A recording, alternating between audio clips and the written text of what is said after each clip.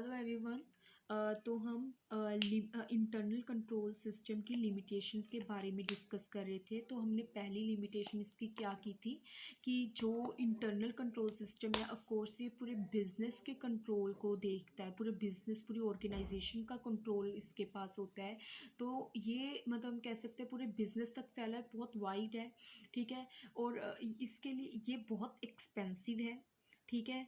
इस बहुत मनी खर्च होती है और हम कह सकते हैं टाइम कंज्यूमिंग है। First limitation is this. And second is internal control, जो है ना मतलब ये सारा कंट्रोल है, ये मतलब रूटीन ट्रांजैक्शंस पे ज़्यादा फोकस करता है, इस पे ज़्यादा कंसर्न्ड है। ठीक है। So unusual and irregular transactions में be overlook by internal control system. ठीक है। जिससे ज़्यादा टाइम वेस्ट होगा कि जो ट्रांजैक्शन इतनी ज़रूर देखने वाली भी नहीं है, ठीक है, वो भी दोबारा दोबारा देखी जाएगी। ठीक है। तो ये भी एक तरह की इसकी लिमिटेशन ही हो गई।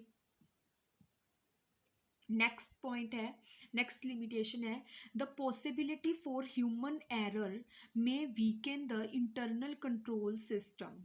ठीक है। कि हम कह सकते हैं कि जो ह्यूमन एरर है, ठीक है, कि हम कह सकते हैं कि ह्यूमन से कोई गलती होती है, इसकी पॉसिबिलिटी है अगर, ठीक है, तो ये इंटरनल कंट्रोल सिस्टम को वीक करती है।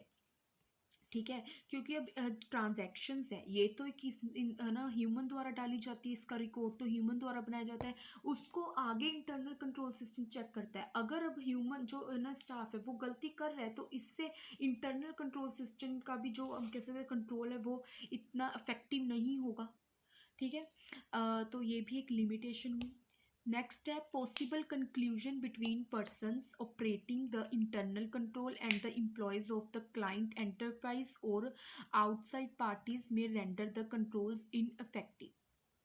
ठीक है। कि जो पर्सन्स के बीच में मतलब क्लूजन्स होती हैं, ठीक है, जो मतलब इंटरनल कंट्रोल को ऑपरेट करते हैं पर्सन्स, ठीक है, और एम्प्लॉयज़ जैसे कि क्लाइंट इंटरप्राइज के, है ना, मतलब एक तो हो गए है ना इंटरनल कंट्रोल सिस्टम के जो पर्सन ऑपरेट करते हैं, और एक है ना मतलब क्लाइंट के जो क्लाइंट का बिजनेस है उसके एम्प्लॉयज़ हो गए।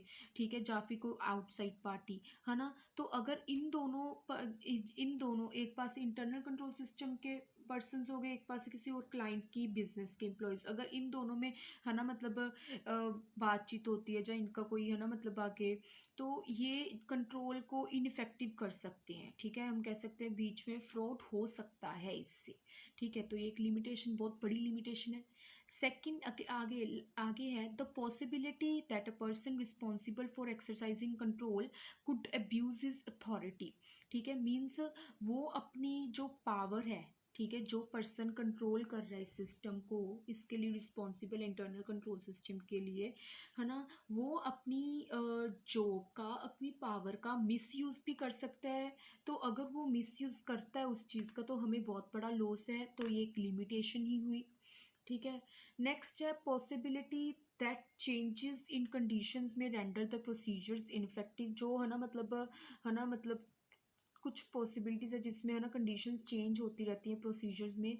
तो ये सारे जो सिस्टम है उसको मतलब इनफेक्टिव, इतना कम इफेक्टिव कर देती है पहले से भी ज़्यादा, और इतना इनफ नहीं रहता वो, है ना मतलब कंट्रोल के लिए। And last limitation is manipulation by the management में defeat the objectives of internal control. अगर मैनेजमेंट ही मैनिपुलेट कर रही है एम्प्लॉयज़ को, ठीक है, जो इंटरनल कंट्रोल सिस्टम के लिए रिस्पॉन्सिबल है, तो इससे तो जो इंटरनल कंट्रोल सिस्टम के ऑब्जेक्टिव्स है ये तो ख़त्म ही हो गए, है ना। तो ये सारी लिमिटेशंस है इंटरनल कंट्रोल सिस्टम की। Thank you so much for watching this video.